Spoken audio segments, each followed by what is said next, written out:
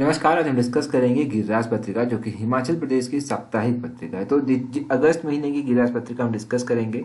अगस्त महीने में गिरिराज पत्रिका के जितने भी एडिशन हुए थे उन सभी को हम एक ही वीडियो में डिस्कस कर लेंगे और हर एक क्वेश्चन को डिटेल में देखेंगे। ये अलग अलग पार्ट इस बार इसलिए नहीं बनाए गए क्योंकि हम जो था बहुत पीछे चल रहे थे गिरिराज की डिस्कशन में। तो हम कोशिश करेंगे कि अब जल्दी से जल्दी जो है वो साथ साथ में चला जाए और आप लोगों को भी हेल्प मिलती रहे। तो अगस्त महीने के जितने भी पार्ट थे उन सभी को एक ही वीडियो में डिस्कस करेंगे। इस वीडियो का पीडीएफ फाइल आपको हमारे टेलीग्राम चैनल पर मिल जाएगा। टेलीग्राम का लिंक नीचे डिस्क्रिप्शन बॉक्स में दिया गया है। चलिए डिस्कस करते हैं आज की वीडियो का फर्स्ट क्वेश्चन। क्वेश्चन नंबर 1 से स्टार्ट करेंगे। यहाँ पर पूछा गया है which of the following is not correctly match. इनमें से कौन सा करेक्टली मैच नहीं किया गया है। अब इन सभी जो जितने भी हमारे पास पेज दिए गए हैं इन सभी को देखें तो कौन सा करेक्टली मैच नहीं दिया गया है। सबसे फर्स्ट से हम स्टार्ट करते हैं। पहले बोलते हैं कि कारगिल विजय दिवस 26 जुलाई को मनाया जाता है। ये बिल्कुल सही बात है। कारगिल विजय दिवस जो है वो 26 जुलाई को मनाया जाता है और कारगिल विजय दिवस के 22 वर्ष पूरे होने पर जो था यहाँ पर इसके बारे में आया था। 22 वर्ष जब इसके पूरे हो गए तो कारगिल शहीदों को जो था श्रद्धांजलि अर्पित की गई मुख्यमंत्री जयराम ठाकुर के द्वारा, इसलिए इसके बारे में आया था। अगला है ऑपरेशन विजय।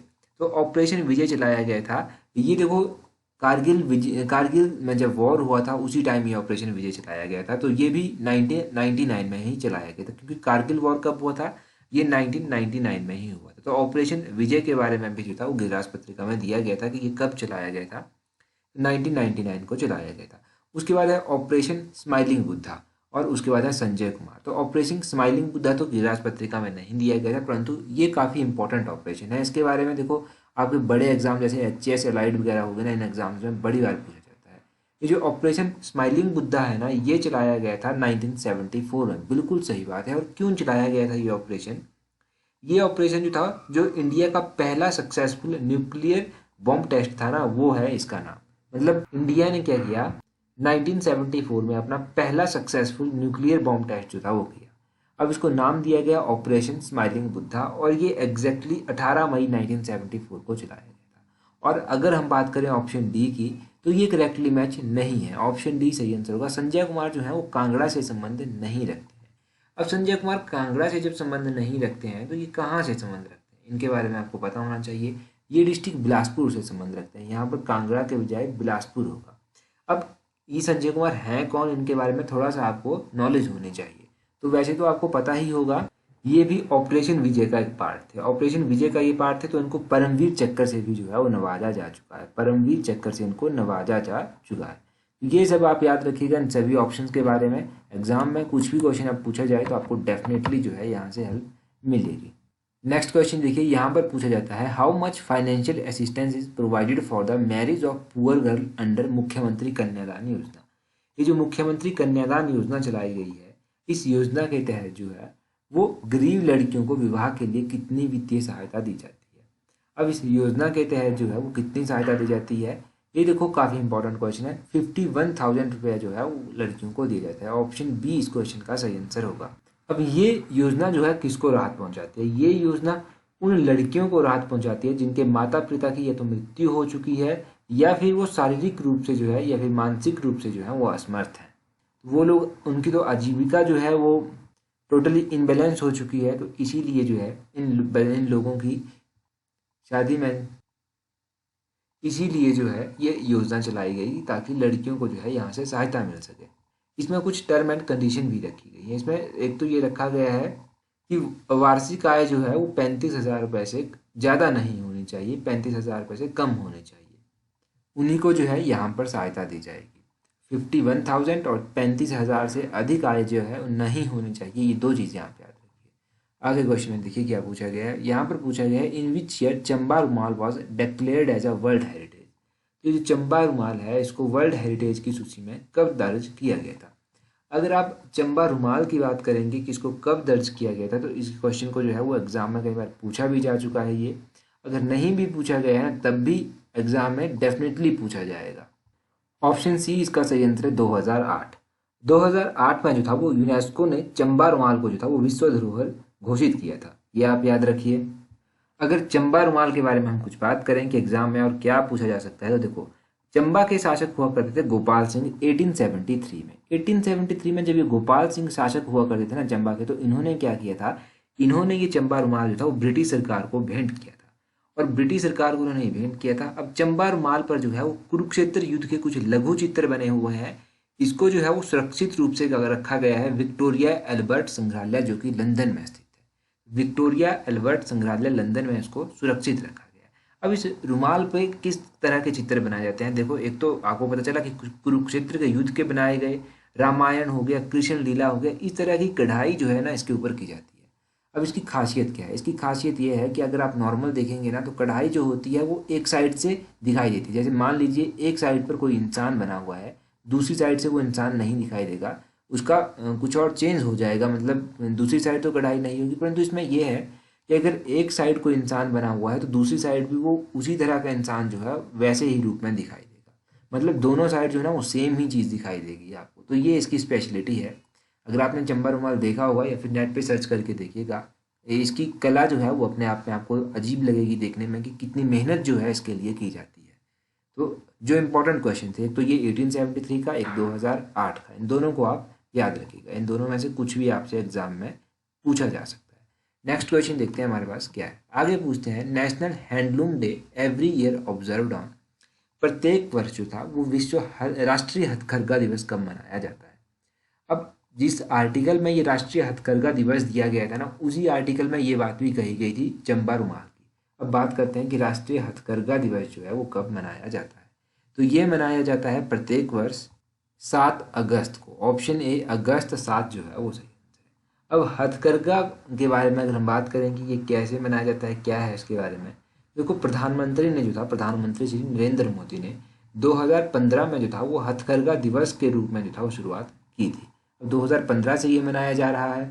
अब आपके माइंड में आया होगा कि 7 अगस्त को ऐसा क्या हुआ कि ये विश्व हथकरघा दिवस मनाना स्टार्ट किया। तो ये जो 7 अगस्त है ना, इसकी इतिहास में अपनी ही एक मान्यता है। अब क्या है ये मान्यता, ये भी आपको पता होना चाहिए। तो देखिए, समझिए इसके बारे में। घरेलू उत्पादन जो होते हैं उनकी इकाइयों को नया जीवन प्रदान करने के लिए, और ब्रिटिश सरकार उस टाइम होती थी, तो ब्रिटिश सरकार ने बंगाल का विभाजन भी किया था। तो इस विभाजन का विरोध करने के लिए जो था वो 7 अगस्त 1905 को जो था वो कलकत्ता टाउन हॉल में जो था वो स्वदेशी आंदोलन आरंभ किया गया था। अब ये स्वदेशी आंदोलन आरंभ किया गया था 7 अगस्त को। इसी उपलक्ष्य पर जो है वो राष्ट्रीय हथकरघा दिवस जो है वो मनाया जाता है प्रत्येक वर्ष 7 अगस्त को। तो हिमाचल की जो छोटी छोटी स्टोरीज है ना, वो हमारा अपने दूसरे चैनल पर डिस्कस करते रहते हैं। अभी मैं बताऊंगा कि इस बार हम कौन कौन सी स्टोरीज डिस्कस करेंगे वहाँ पर। तो पहले जो की हुई है, अगर आपने नहीं सुनी है तो उनको भी सुन लीजिए और चैनल को सब्सक्राइब जरूर कर दीजिए। वैसे तो काफ़ी लोगों ने अभी तक कर दिया है, तो उसका लिंक नीचे डिस्क्रिप्शन बॉक्स में है। अगला क्वेश्चन देखते हैं। यहाँ पर पूछा जाता है, Varun Kumar who won bronze medal in Tokyo Olympic related to which sport. Tokyo Olympic में कांस्य पदक जीतने वाले वरुण कुमार किस खेल से संबंधित हैं। पहले तो 2-3 चीज़ें इनके बारे में पता होनी चाहिए कि ये कौन से खेल से संबंधित हैं, ये कौन से डिस्ट्रिक्ट से संबंधित हैं, ये सब आपको पता होना चाहिए। तो पहले तो खेल के बारे में बात करते हैं। तो ये हॉकी से संबंधित है, ऑप्शन सी सही आंसर है। अब ये टोक्यो ओलंपिक में आपको पता होना चाहिए कि इंडिया की हॉकी टीम जो था वो कांस्य पदक जीता। अब कांस्य पदक जीता जब इसमें, तो इसमें एक वरुण कुमार थे जो हिमाचल के चंबा जिले से संबंध रखते हैं। अब ये चंबा से संबंध रखते हैं, तो मुख्यमंत्री श्री जयराम ठाकुर के द्वारा जो था वो इनको 1 करोड़ रुपए देने की घोषणा की गई, और इसके अलावा भी इन्हें पुलिस में जो था वो उप अधीक्षक पद देने की जो था वो भी घोषणा की कि इनको उप अधीक्षक बना दिया जाएगा। अगर हम बात करें कि चंबा में ये कहाँ से बिलोंग करते हैं, तो चंबा में ये डलहौजी उपमंडल से जो है वो बिलोंग करते हैं।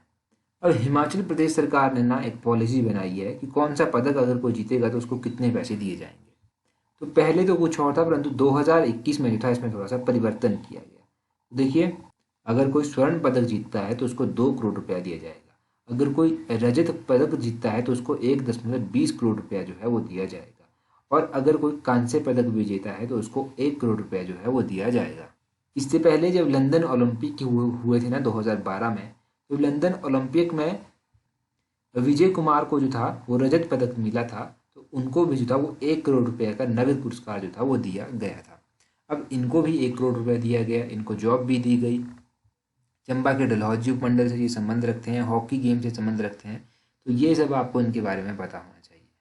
अब थोड़ा सा रिवीजन भी कर लेते हैं साथ में। निषाद कुमार के बारे में आपने पढ़ा है। निषाद कुमार कहाँ से बिलोंग करते हैं? निषाद कुमार जो हैं वो ऊना डिस्ट्रिक्ट से बिलोंग करते हैं। ऊना से ये बिलोंग करते हैं और ये जो हैं ये हाई जंप से संबंधित हैं। इनको जो है टोक्यो पैरालंपिक में जो था सिल्वर मेडल मिला हाई जंप में अच्छा पार्टिसिपेट करने के लिए।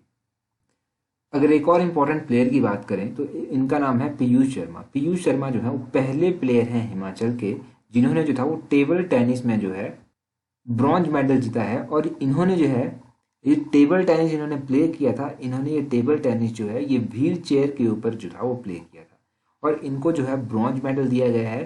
किस खेल में दिया गया है? Para national table tennis championship में इनको दिया गया है। तो पैरा नेशनल टेबल टेनिस में जो है इनको ये अवार्ड दिया गया है, ब्रॉन्ज मेडल। पीयूष शर्मा का नाम आप याद रखिएगा। तो ये आपको हिमाचल के इंपॉर्टेंट प्लेयर्स के बारे में भी पता चला। अगला क्वेश्चन देखते हैं हमारे पास क्या है। नेक्स्ट क्वेश्चन है, हमसे पूछते हैं, यहाँ पर पूछा गया है who is the first Indian women to win 2 Olympic medal. तो 2 ओलंपिक पदक जीतने वाली पहली भारतीय महिला कौन है? तो अभी भारत की ऐसी महिला बनी है जिन्होंने दो जो हैं वो ओलंपिक मेडल जीते हैं। इनका नाम है पीवी सिंधु। ऑप्शन सी जो है वो सही आंसर है।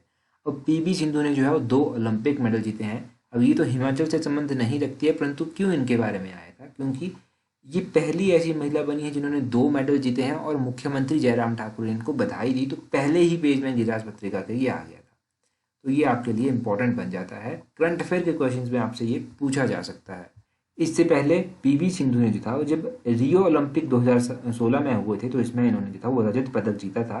और ये कौन से खेल से संबंध रखती हैं? ये बैडमिंटन खेल से संबंध रखती हैं और इस बार इन्होंने कांस्य पदक जो है वो जीता है। इससे पहले इन्होंने रजत पदक जीता था और इस बार इन्होंने कांस्य पदक जो है वो जीता है। और ये बैडमिंटन से संबंध रखते हैं, कई बार कन्फ्यूजन हो जाता है, तो बैडमिंटन आप याद रखिएगा। अगला क्वेश्चन देखते हैं हमारे पास क्या दिया गया है। नेक्स्ट क्वेश्चन में पूछते हैं how many times has doctor Y S Parmar been the chief minister of Himachal Pradesh. तो डॉक्टर वाई एस परमार कितनी बार हिमाचल के मुख्यमंत्री रह चुके हैं? अगर डॉक्टर वाई एस परमार की बात करें कि ये कितनी बार हिमाचल के मुख्यमंत्री रह चुके हैं, तो ये हिमाचल के 4 बार मुख्यमंत्री रह चुके हैं। ऑप्शन बी सही आंसर है। पहले तो आप ये जानिए कि इनके बारे में क्यों गिलास पत्रिका में आया था।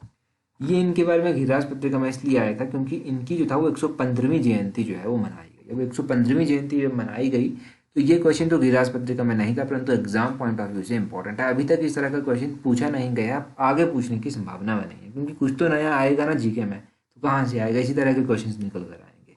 पहली बार ये मुख्यमंत्री कब बने? पहली बार ये मुख्यमंत्री बने 1952 से लेकर 1956 के लिए।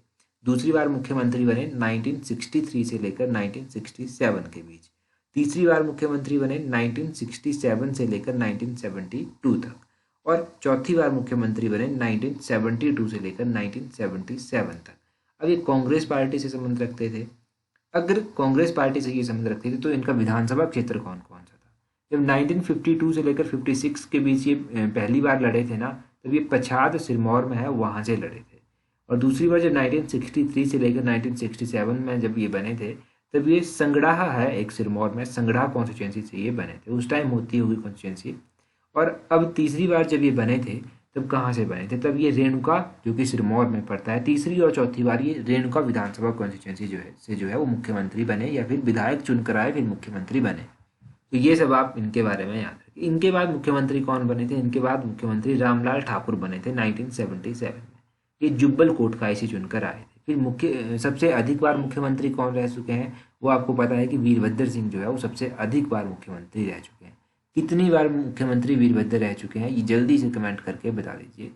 देखते हैं कितने लोग बता पाते हैं। अगला क्वेश्चन देखते हैं। अगले क्वेश्चन में पूछा गया है when was the Janmanch program started by Himachal Pradesh government. तो हिमाचल प्रदेश सरकार के द्वारा ये जनमंच कार्यक्रम कब स्टार्ट किया गया था? अब कुछ योजनाएं हिमाचल की दी गई थी जिनके बारे में जानना बहुत इंपॉर्टेंट है।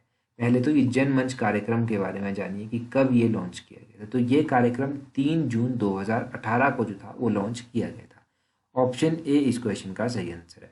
अब 3 जून 2018 को ये लॉन्च किया गया, इसमें कन्फ्यूजन आपको बिल्कुल नहीं होना चाहिए।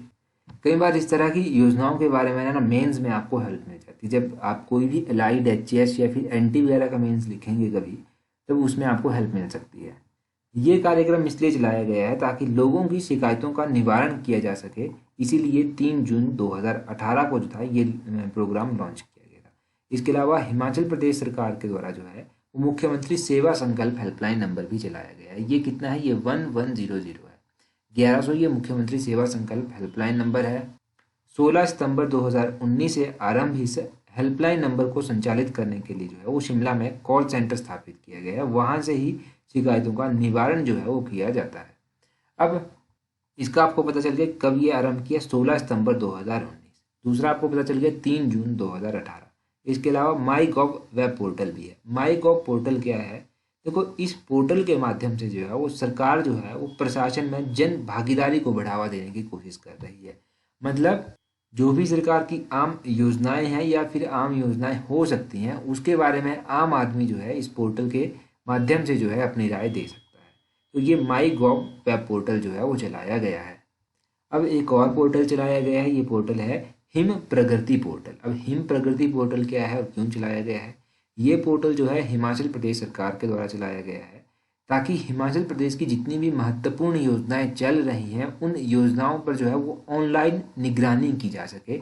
और इस पोर्टल के माध्यम से जो है वो विद्युत हो गया, औद्योगिक हो गया, पर्यटन हो गया, इस तरह की परियोजनाओं की स्वीकृतियां भी जो हैं वो दे दी जाती हैं या फिर महत्वपूर्ण कार्य उनसे रिलेटेड किए जाते हैं। तो ये कंप्लीट आर्टिकल गिरिराज पत्रिका में एक आया था जिसमें जितना भी इंपॉर्टेंट था वो मैंने आपको बता दिया। ये सभी एग्जाम के लिए इंपॉर्टेंट है। अगला क्वेश्चन देखते हैं। अगला क्वेश्चन भी काफ़ी इंपॉर्टेंट है। यहाँ पर पूछते हैं Amrit Mahotsav which was seen in news recently is the celebration of which event. तो हाल ही में खबरों में रहा अमृत महोत्सव किस योजना से संबंधित है। ये जो अमृत महोत्सव है ना ये किससे संबंधित है, ये करंट अफेयर के लिए भी काफ़ी इंपॉर्टेंट क्वेश्चन आपके लिए बन जाता है। ठीक है, तो ये जो है ये 75th year of India's independence, India के 75 वर्ष इंडिपेंडेंस के पूरे होने पर चलाया गया है अमृत महोत्सव। ऑप्शन सी इस क्वेश्चन का सही आंसर होगा। अब ये जो अमृत महोत्सव चलाया गया है इस अमृत महोत्सव को जो है वो 15 अगस्त 2023 तक जो है वो जारी रखा जाएगा। ये भी आप याद रखिएगा कि इसको 15 अगस्त 2023 तक जारी रखा जाएगा। अब 75th स्वतंत्रता दिवस मनाया गया है तो हिमाचल सरकार के द्वारा भी कुछ घोषणाएं की गई जो एग्जाम के लिए इम्पोर्टेंट नहीं है। जब ये एग्जाम के लिए इम्पोर्टेंट नहीं है तो इनको डिस्कस करके भी कोई फायदा नहीं है क्योंकि एग्जाम ओरिएंटेड चीज़ ही हम पढ़ेंगे। नेक्स्ट क्वेश्चन देखिए, यहाँ पर पूछा गया है where was captain Ram Singh Thakur born. तो कैप्टन राम सिंह ठाकुर का जन्म कहाँ पर हुआ था। ये जो कैप्टन राम सिंह ठाकुर है ना ये काफ़ी इंपॉर्टेंट पर्सनैलिटी है। पहले इनके बारे में बात करते हैं कि इनका जन्म कहाँ पर हुआ था, फिर बात करते हैं कि इंपॉर्टेंट पर्सनैलिटी क्यों है। तो इनका जन्म खनियारा में हुआ था। ऑप्शन बी सही आंसर। अब ये खनियारा कहाँ पर पड़ता है, ये धर्मशाला में पड़ता है। धर्मशाला डिस्ट्रिक्ट कांगड़ा में जो है ये खनियारा पड़ता है। ठीक है, तो ये आपको पता चल गया कि धर्मशाला के डिस्ट्रिक्ट कांगड़ा में ये पड़ता है। अब ये कैप्टन राम सिंह ठाकुर कौन थे, तो ये कैप्टन राम सिंह ठाकुर जो थे इन्होंने जब आज़ादी के लिए लड़ाई लड़ी जा रही थी ना तो उस टाइम ये सेना में भर्ती हुए तो सिंगापुर में INA यानी कि इंडियन नेशनल आर्मी का ये भाग बन गए। तो इंडियन नेशनल आर्मी बैंड में ये म्यूजिक डायरेक्टर भी रहे। तो म्यूजिक डायरेक्टर के रूप में इन्होंने वहाँ पर काम किया। इन्होंने जो था बहुत सारे गीत की धुनें जो था वो तैयार भी की। तो अब पता चल गया ना आपको कि कैप्टन राम सिंह ठाकुर कौन थे। तो इनके बारे में तो आप इतना ही याद रखिए क्योंकि आर्टिकल तो बहुत बड़ा था परंतु एग्जाम पॉइंट ऑफ व्यू से कुछ थोड़ा सा ही निकल कर इंपॉर्टेंट आया जो हमने डिस्कस किया। नेक्स्ट क्वेश्चन देखते हैं हमारे पास क्या पूछा गया है। यहाँ पर पूछा गया है which of the following statement correct about मुख्यमंत्री स्वावलंबन योजना। तो मुख्यमंत्री स्वावलंबन योजना के बारे में कौन सा कथन सही है। कुछ कथन आपके पास दिए गए हैं। पहला देखिए, यहाँ पर पूछा गया है कि its aim to provide self employment opportunity for women of Himachal Pradesh, कि इसका मुख्य उद्देश्य ये है कि हिमाचल की महिलाओं को जो है वो सेल्फ एम्प्लॉयमेंट प्रोवाइड करवाई जाए। दूसरे में कहते हैं कि it is centrally sponsored scheme, कि ये केंद्र द्वारा प्रायोजित की जा रही है स्कीम। तो इसका सही आंसर क्या होगा, इसका सही आंसर होगा option D none of this, क्योंकि ये दोनों ही स्टेटमेंट्स गलत दी गई हैं। अब सही स्टेटमेंट क्या होगी, तो देखो ये योजना जो है ना ये केवल महिलाओं के लिए नहीं चलाई गई है। ये योजना जो है हिमाचल प्रदेश के युवाओं के लिए चलाई गई है जो 18 से 45 वर्ष की आयु में आते हैं। इनको जो है अपना कोई भी यूनिट लगाने के लिए जो है वो 60 लाख की योजना राशि जो है वो दी जाती है इसमें, और 25% जो है वो डिस्काउंट भी दिया जाता है। महिलाओं के लिए डिस्काउंट रखा गया है 30% डिस्काउंट। ये है सही कि महिलाओं के लिए 30% डिस्काउंट रखा गया है। और ये सेंट्रली स्पॉन्सर्ड स्कीम नहीं है, ये हिमाचल प्रदेश सरकार के द्वारा जो है वो चलाई गई है। तो इसीलिए जो है वो दोनों स्टेटमेंट्स गलत हुई। अब जहाँ पर ये मुख्यमंत्री स्वावलंबन योजना के बारे में दिया गया था ना, वहाँ पर कुछ और चीज़ें भी कही गई थी, इनको आप एक बार सुन लीजिए क्योंकि एग्जाम पॉइंट ऑफ व्यू से थोड़ी सी इंपॉर्टेंट है। अब देखो, एक तो हिमाचल प्रदेश सरकार के द्वारा वृद्धावस्था पेंशन स्कीम चलाई गई है। ये जो वृद्धावस्था पेंशन स्कीम चलाई गई है, इसके लिए सरकार ने जो था वो आयु सीमा 80 वर्ष से घटाकर 70 वर्ष जो है वो कर दी है। पहली बात ये समझिए आप। दूसरी बात आप ये समझिए कि हिमाचल प्रदेश में इस योजना के तहत जो है वो बुजुर्गों को 1500 रुपया प्रति माह जो है वो सहायता भी दी जाती है। जो लोग 65 से लेकर 69 के बीच में आते हैं ना, उनके लिए ये स्पेशली नारियों के लिए चलाई गई है, जिसका नाम है स्वर्ण जयंती नारी संबल योजना। इसमें 65 से 69 के बीच की नारियों को कवर किया जाता है। कौन सी 65 से लेकर 69 के ईयर में जो महिलाएं या फिर नारियां आती हैं उनको कवर किया जाता है, और इनको 1000 रुपया प्रति माह जो है वो दिया जाता है। और सरकार ने जो है वो शारीरिक रूप से अक्षम, यानी कि शारीरिक रूप से जो समर्थ नहीं है, उन लोगों के लिए भी एक स्कीम चलाई है। अगर 40 से लेकर 49% तक कोई अपंग है तो उसके लिए 1000 रुपया प्रति माह दिया जाता है, या फिर इससे अधिक कोई अपंग है तो उसको 1500 रुपया प्रति माह पेंशन जो है वो दी जाती है। सरकार ने एक योजना भी चलाई है जिसका नाम है दिव्यांगजन पुरस्कार योजना। इस योजना के तहत जो है वो सामान्य व्यक्ति को किसी दिव्यांग व्यक्ति से शादी करने पर जो है वो 25,000 रुपये की राशि जो है वो प्रदान की जाती है। और इस योजना के तहत अगर कोई पात्र मान लीजिए 70% से अधिक दिव्यांग है तो उसको 50,000 रुपया राशि जो है दी जाती है। फिर हिमाचल प्रदेश सरकार के द्वारा एक योजना चलाई गई है जिसका नाम है मुख्यमंत्री शगुन योजना। मुख्यमंत्री शगुन योजना के तहत जो है वो अनुसूचित जाति, अनुसूचित जनजाति, सामान्य वर्ग, ये बीपीएल परिवार की कन्याओं को जो है वो क्या किया जाता है, विवाह पर जो है वो 31,000 रुपया जो है वो शगुन स्वरूप जो है वो प्रदान किया जाता है। तो ये सब योजनाएं आप याद रखिएगा, क्योंकि हर एक योजना के बारे में लिख पाना जो है वो थोड़ा सा टफ हो जाता है। तो हर एक योजना के बारे में आपको सुनना ज़रूरी है, ठीक है, क्योंकि याद तो सारी नहीं रहेंगी। एग्जाम में कौन सी आपके माइंड में क्लैश कर जाए ना, इस बात का पता नहीं है। तो इन सभी योजनाओं के बारे में आपको जानकारी होनी चाहिए। आगे दिया गया है Nagni Mata fair celebrated in Nurpur इज़ा। तो नूरपुर में एक मेला मनाया जाता है, नागनी माता का मेला। ये जो नागनी माता का मेला है ना, इसके बारे में भी गिरिराज पत्रिका में आया था और इसकी कहानी भी हम डिस्कस करेंगे, परंतु वो दूसरे चैनल पर डिस्कस की जाएगी क्योंकि वो एग्ज़ाम पॉइंट ऑफ व्यू से कम इम्पॉर्टेंट है और नॉलेज के रूप से आपको हिमाचल की नॉलेज होनी चाहिए, उसके लिए ज़्यादा इंपॉर्टेंट है। अब जो एग्ज़ाम पॉइंट ऑफ व्यू से इंपॉर्टेंट है वो तो हम यहाँ पर डिस्कस कर लेंगे। क्या क्या इंपॉर्टेंट है, ये किस तरह का मेला है। तो ये एक डिस्ट्रिक्ट लेवल मेला है। ऑप्शन बी जो है वो सही आंसर है। यहाँ पर जो है नूरपुर में, नूरपुर से लगभग 10 किलोमीटर दूर नागनी माता का एक बहुत ही प्रसिद्ध मंदिर है। तो ये मंदिर नूरपुर में स्थित है और ये डिस्ट्रिक्ट लेवल का मेला जो है यहाँ पर मनाया जाता है। इसी के साथ कुछ और चीज़ें भी याद रखिए। कुगती वाइल्ड लाइफ सेंचुरी कहाँ पर स्थित है? Kugti wild life sanctuary Chamba में स्थित है। इसके बारे में भी आर्टिकल आया था, तो अलग से क्वेश्चन बनाना तो उचित नहीं था। अब जिन लोगों को नहीं पता कि कुगती वाइल्ड लाइफ सेंचुरी कहाँ पर है ना, वो जान लीजिए कि Kugti wild life sanctuary Chamba में है और ये भरमौर के समीप पड़ती है। भरमौर का एक गाँव भी है कुगती गाँव। अभी चलते हैं नेक्स्ट क्वेश्चन की, और नेक्स्ट क्वेश्चन में पूछा गया है which of the following temple is believe to be constructed by two merchants Ahuka and Manyuka. निम्नलिखित में से किस मंदिर का निर्माण दो व्यापारियों जिनका नाम अहुका और मन्युका था द्वारा किया गया था? हिमाचल प्रदेश का एक ऐसा मंदिर है जिसके बारे में आपको पता होना चाहिए कि इसका निर्माण अहुका और मन्युका द्वारा किया गया था। इसकी भी स्टोरीज हम दूसरे चैनल पर ही डिस्कस करेंगे क्योंकि एग्जाम पॉइंट ऑफ व्यू से वो इंपॉर्टेंट नहीं है। वो सिर्फ आपको पता होना चाहिए कि हिमाचल के क्या फैक्ट हैं, किस तरह की इंपॉर्टेंट इंटरेस्टिंग स्टोरीज हैं, और इन स्टोरी से एग्जाम में तो डेफिनेटली आपको हेल्प मिलती ही है। अब देखिए ये मंदिर है बैजनाथ टेम्पल। ऑप्शन ए सही आंसर है। बैजनाथ टेम्पल कहाँ पर? डिस्ट्रिक्ट कांगड़ा के बैजनाथ में ये स्थित है, ये कहिए आप। अब ये कौन सी नदी के किनारे स्थित है, कौन सी खड्ड के किनारे स्थित है? ये बिनवा खड्ड के किनारे स्थित है। ये हमने बिनवा खड्ड के बारे में जब क्वेश्चन डिस्कस किया था ना इससे रिलेटेड, तो 200 क्वेश्चन जहाँ पर हमने एक साथ डिस्कस किए हैं, उस वीडियो में हमने डिस्कस किया था कि ये मंदिर बिनवा खड्ड के किनारे जो है वो पड़ता है। वो 200 क्वेश्चंस की एक साथ एक वीडियो थी, वो भी आपने डेफिनेटली देख ली होगी। अगर नहीं देखी है तो वो भी आपको मिल जाएगी देखने को चैनल पर, उसको भी आप देख लें। वहाँ से काफ़ी फैक्ट आपके क्लियर हो जाएंगे। अब इस मंदिर के बारे में जानिए। एक तो अहुका और मन्युका दो नाम आपको याद रख रहे हैं कि इनके द्वारा इस मंदिर का निर्माण किया गया था। इनके निर्माण किया इस तरह से गया था, पहले तो मान्यता ये भी है कि पांडवों के अज्ञातवास के दौरान ये मंदिर जो है वो निर्माण करवाया गया था, परंतु स्थानीय लोगों के अनुसार जो है ये मंदिर का जो बचा हुआ निर्माण था ना, वो अहुक और मन्युक ये दो व्यापारी थे, इन्होंने 1204 ईस्वी में करवाया था। कब करवाया था? 1204 ईस्वी में। 3-4 फैक्ट आप यहाँ से जो निकल कर आते हैं वो याद रखिए। और बिनवा किसकी सहायक नदी है, ये शायद एग्जाम में अभी पूछा भी गया था, ये ब्यास की सहायक नदी है। ये भी आप याद रखिए कि ब्यास के साथ ये जाकर ये आगे मिल जाती है और ब्यास को ये पोषित करती है।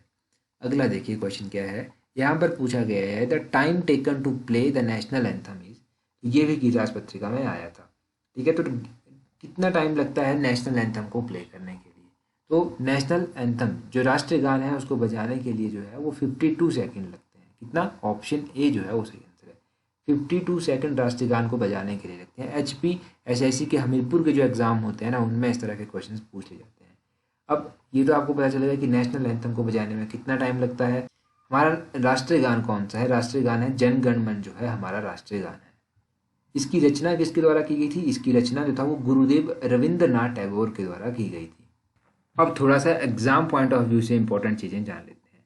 नेशनल एंथम को कब अडॉप्ट किया गया था, तो नेशनल एंथम को जो था 24 जनवरी 1950 को जो था वो अडॉप्ट किया गया था। नेशनल फ्लैग को कब अडॉप्ट किया गया था, नेशनल फ्लैग को जो था वो 22 जुलाई 1947 को जो था वो अडॉप्ट किया गया था। इसकी रेशियो कितनी होती है नेशनल फ्लैग की, ये भी एग्जाम में क्वेश्चन पूछा भी गया था। तो इसकी रेशियो कितनी होती है, इसकी रेशियो होती है 3:2, ये आप जानिए 3:2 जो है ये होता है। और अगर आपसे पूछ लिया जाए कि नेशनल सॉन्ग को कब अडॉप्ट किया गया था, तो नेशनल सॉन्ग को जो था वो 24 जनवरी 1950 को जो था वो अडॉप्ट किया गया था। ये सब आपको पॉलिटी में पढ़ने को भी मिल जाएगा। अब आपके लिए जो आज का क्वेश्चन है जिसका आंसर आपको कमेंट करके बताना है वो है which is the temple in Himachal Pradesh where people of Hinduism and Buddhism worship the same idol. Himachal Pradesh का ऐसा कौन सा मंदिर है जहाँ पर हिंदू धर्म के लोग और बौद्ध धर्म के लोग एक ही मूर्ति को पूजते हैं। इसकी स्मॉल स्टोरीज भी हमने जो था वो दूसरे चैनल पर डिस्कस की थी और इसका कमेंट करके आप जल्दी से आंसर बता दीजिए कि कौन सा ये मंदिर है। तो आज की वीडियो में इतना ही काफ़ी है। So that's all for today. Thank you very much for watching and listening it very patiently.